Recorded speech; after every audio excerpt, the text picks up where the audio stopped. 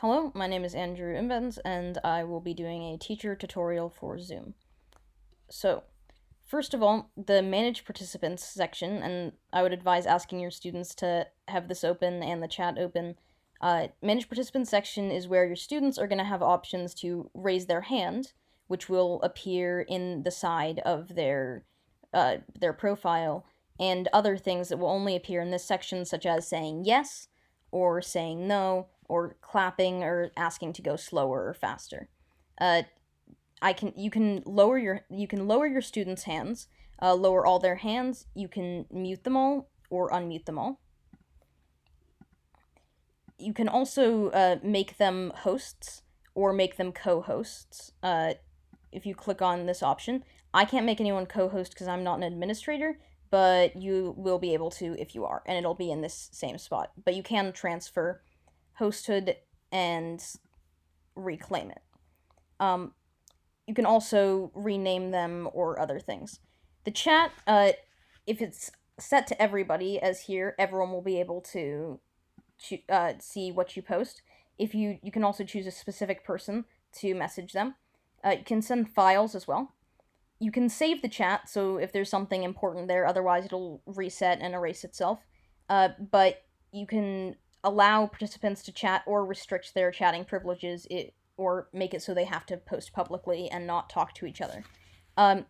Video settings. As you can see, there's the Golden Gate Park in the background there. You can go to choose a virtual background.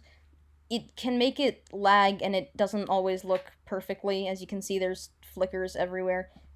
And you can also adjust your mic level. There's a lot of other things you can do here. I'm not going to go through them all, but you can change the input level and the output level. For sharing, you can restrict the sharing options of the participants, but you can share to a whiteboard, which is just going to be blank, that you can draw on. You can also share a window. If you share a window, only that window is going to be shared. So if I pull up something else, nobody else is going to be able to see it. You can annotate a screen. You can annotate drawings or texts or selecting things. So can your students if you allow them to. But you can also, in the more options, you can disable them from annotating. You can also make it so that they have to show their name when they're annotating. Mom, could you draw circles? Yeah, and so you can see there's her name on there, so you can see which student's doing what. You can also transfer remote control. Anybody can ask for remote control, and then they'll be able to control your screen as well. So I'm going to stop the share now. You can also pause the share. You can record a meeting, and that'll show in the end. You can make multiple recordings. You can stop and start them. You can pause.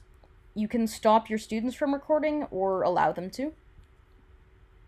The views, I'm in gallery view right now, so I can see everybody, but you can also transfer it to speaker view, where either whoever last spoke or whoever is currently speaking will show up. It won't show you in the main part, but it'll show whoever last spoke, or who's currently speaking. Gallery view is better to see everybody, though.